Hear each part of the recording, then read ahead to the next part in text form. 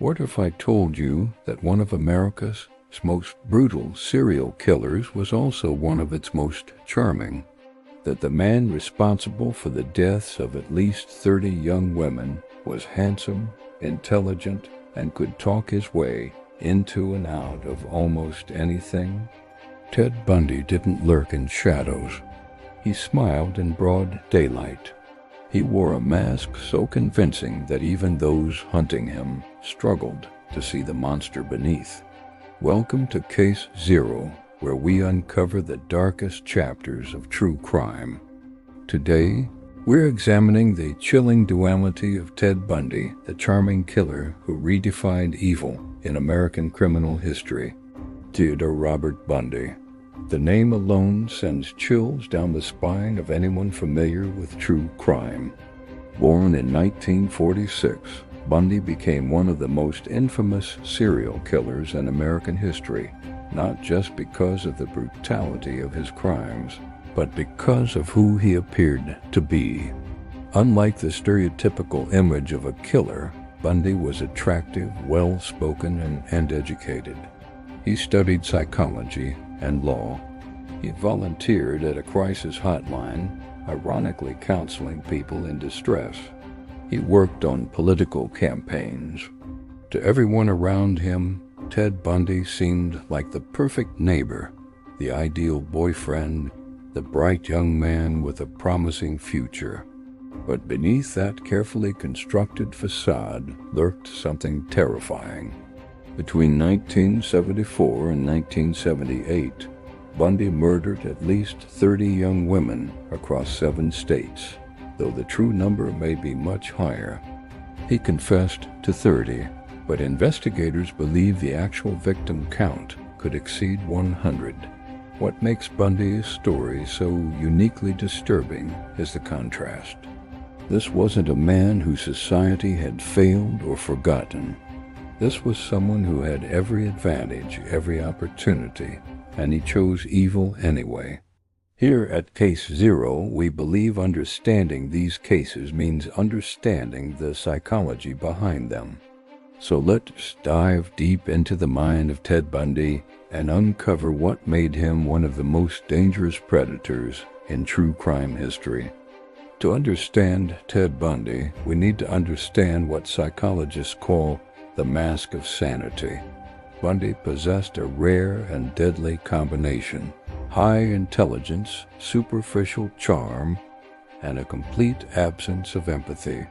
He was a textbook psychopath, someone who could mimic human emotion without actually feeling it. He studied people the way a scientist studies specimens, learning to replicate the appropriate responses, the right smiles, the convincing words. But what created this monster? Bundy's childhood was marked by deception from the start. He was born to an unwed mother in 1946, a significant stigma at the time. To avoid shame, his grandparents raised him as their son, meaning Bundy grew up believing his mother was his sister.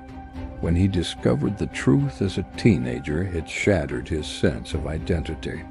Some psychologists point to this foundational lie as a crack in his psychological development. Others note his grandfather's violent temper and possible abuse. But here's the uncomfortable truth. Plenty of people experience childhood trauma without becoming serial killers. Something else was at work in Bundy's brain, something darker. Bundy himself was obsessed with control and power. He admitted to FBI agents that his crimes weren't about sexual gratification, they were about possession. Complete possession. His victims became objects, things to be controlled, manipulated, and ultimately destroyed when they no longer served his needs. What made Bundy particularly dangerous was his ability to weaponize his charm. He understood social dynamics intuitively. He knew how to make people trust him, how to appear vulnerable or helpful.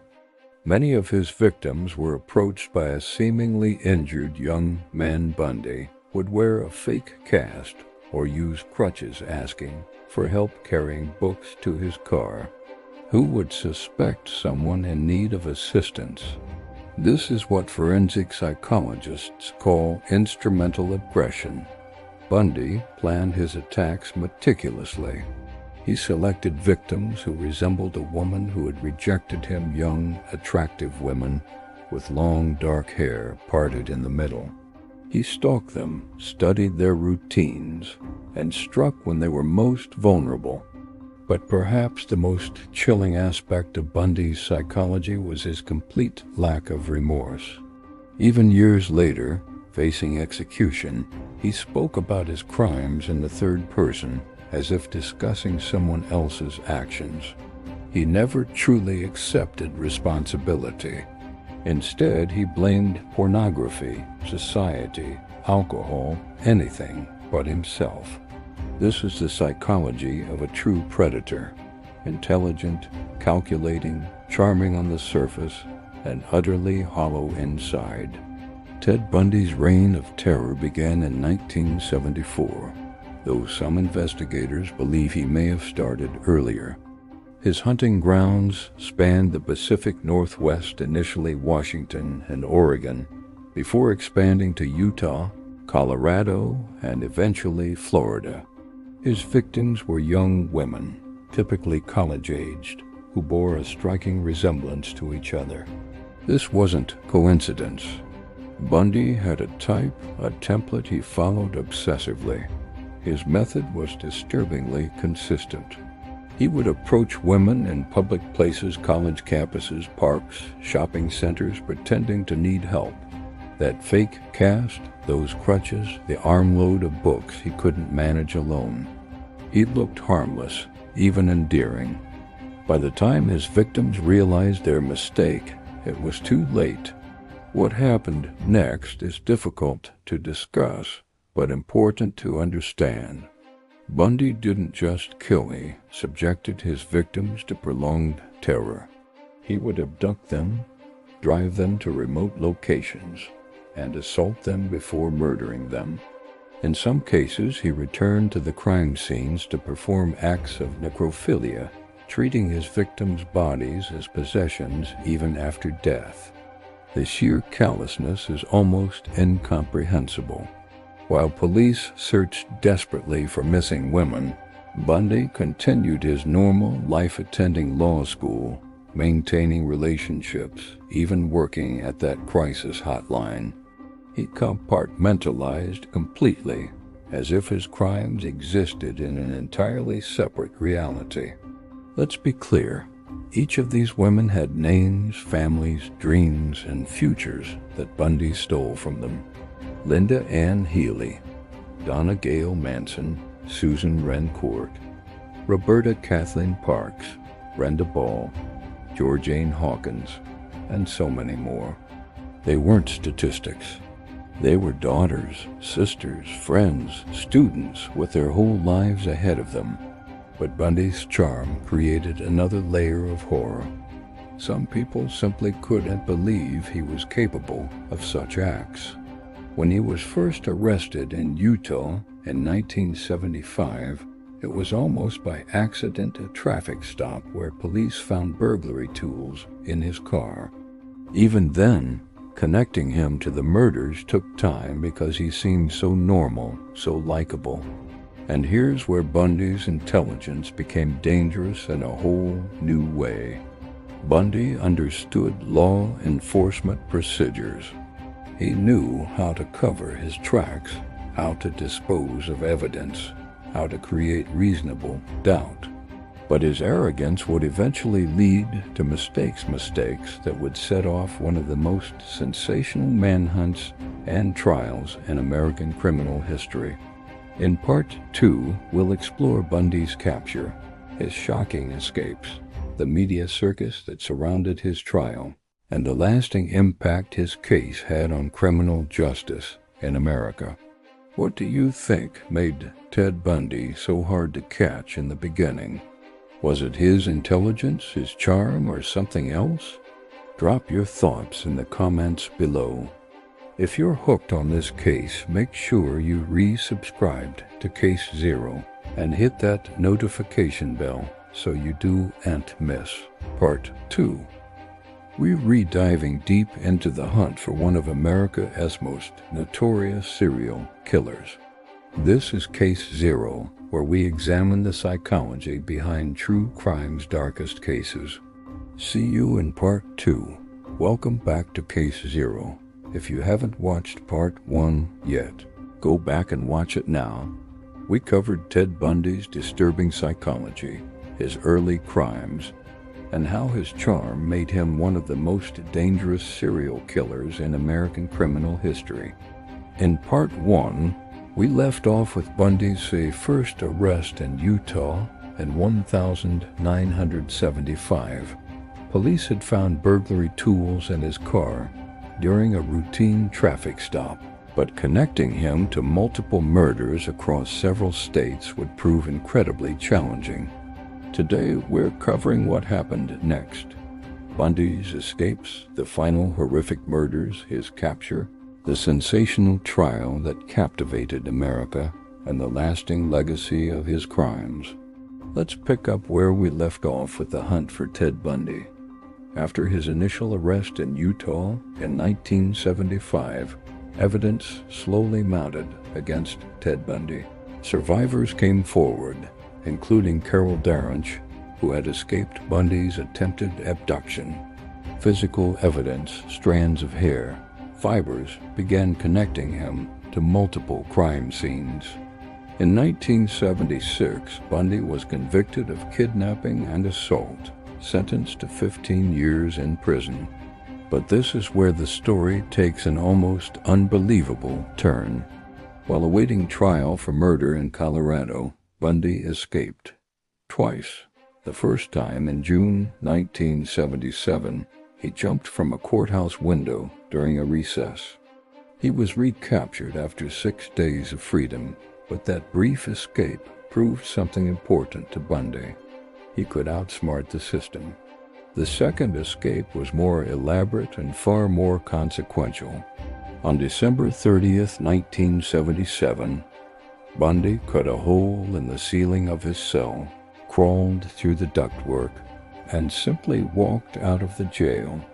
He'd lost weight deliberately to fit through the narrow opening.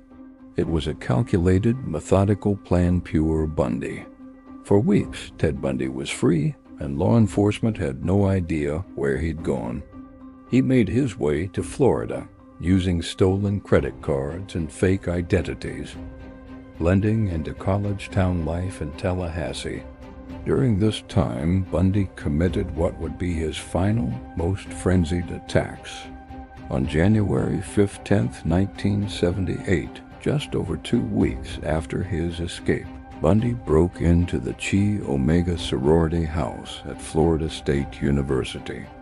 In less than 15 minutes of unimaginable violence, he attacked 4 women in their sleep, killing Margaret Bowman and Lisa Levy, and severely injuring 2 others. Less than an hour later, he attacked another woman, Cheryl Thomas, in a different location just blocks away.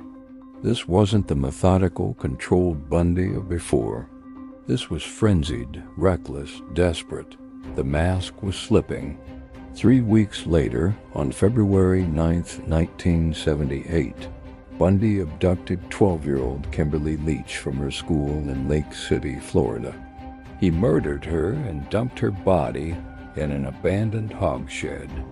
She was his youngest victim, a child. This time, Bundy's luck ran out. Just 6 days later, a Pensacola police officer named David Lee pulled over a suspicious vehicle driving erratically. The Volkswagen Beetle was stolen. The driver gave a fake name. When Officer Lee ran the plates and checked the driver's identification, everything unraveled. The charming young man in the car was Ted Bundy, one of the FBI's most wanted fugitives. The game was finally over. What happened next turned Ted Bundy into something even more disturbing, a celebrity.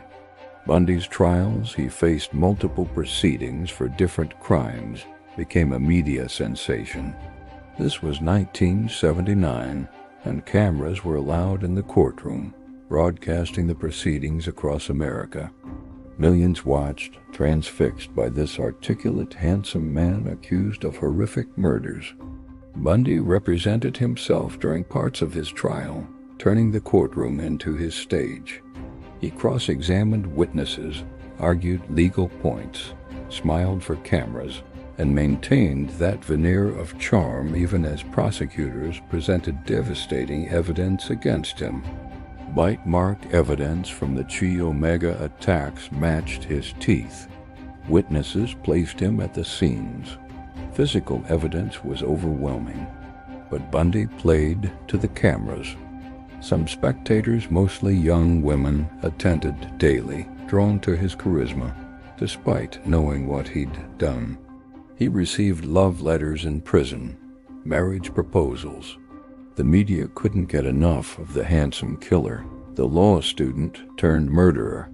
In one of the most bizarre moments, Bundy proposed to his girlfriend Carol Ann Boone while she was testifying on his behalf, exploiting an obscure Florida law to legally marry her in the middle of the courtroom. She later gave birth to his daughter while he was on death row. It was psychological warfare. Bundy understood that his charm was his most powerful weapon, even now. He used it to manipulate public perception, to create doubt where there should be none, to maintain control even as the evidence mounted against him. But charm couldn't save him from justice. On July 24, 1979, Ted Bundy was convicted of the Chi Omega murders and sentenced to death. The jury took just 7 hours to deliberate. Later, he would also be convicted of murdering Kimberly Leach and receive a second death sentence. Even then, Bundy tried to negotiate. For years, he parceled out confessions to unsolved murders, always trying to maintain leverage, always playing games. He confessed to 30 murders across 7 states, but investigators believe he was responsible for many more, possibly over 100 victims. On January 24, 1989, after nearly a decade on death row, Ted Bundy was executed in Florida's electric chair. Hundreds gathered outside the prison, some cheering, holding signs that read, "Burn, Bundy, burn." It was a dark carnival atmosphere, a reflection of how his case had captured and disturbed the American psyche. Ted Bundy's legacy extends far beyond his horrific crimes. His case fundamentally changed how law enforcement approaches serial murder investigations. Before Bundy, police departments rarely shared information across jurisdictions effectively. Bundy exploited this, moving from state to state, knowing that separate agencies weren't coordinating. After his capture, the FBI developed the Violent Criminal Apprehension Program, VCAP, allowing law enforcement nationwide to share information about violent crimes and identify patterns. Criminal profiling evolved dramatically. Bundy didn't fit existing stereotypes of what a serial killer looked like. He wasn't a loner lurking in basements. He was educated, social, functional. His case taught investigators to look beyond surface appearances and focus on behavioral patterns instead. But Bundy's impact goes deeper into our cultural consciousness. He shattered the comforting myth that evil looks monstrous. He proved that predators can wear friendly faces, speak kindly, and hide in plain sight. The most important legacy, however, belongs to the victims and their families. Organizations advocating for missing persons, victims' rights, and improved law enforcement coordination grew stronger in Bundy's wake. The women he murdered are remembered not just as victims, but as individuals whose lives mattered, whose absences left irreparable holes in the lives of those who loved them. Here at Case Zero, we believe these cases should be examined not to glorify killers, but to understand them, to learn from them, and most importantly, to honor those whose lives were stolen. Ted Bundy once said, "We serial killers are your sons, we are your husbands, we are everywhere." It's a chilling statement designed to unsettle, and it worked. But here's what Bundy got wrong. Evil may hide, but it can be recognized, caught, and stopped. Every investigator who worked tirelessly, every survivor who came forward, every family member who refused to let their loved one be forgotten, they all prove that darkness doesn't always win. What aspect of the Bundy case do you find most disturbing? How do you think his charm contributed to his ability to evade capture for so long? Let me know in the comments below. If you found this two-part deep dive valuable, please hit that like button and subscribe to Case Zero for more true crime analysis, exploring the psychology and investigation behind America's most notorious criminal cases. Stay safe, stay aware, and keep questioning. This is Case Zero, signing off.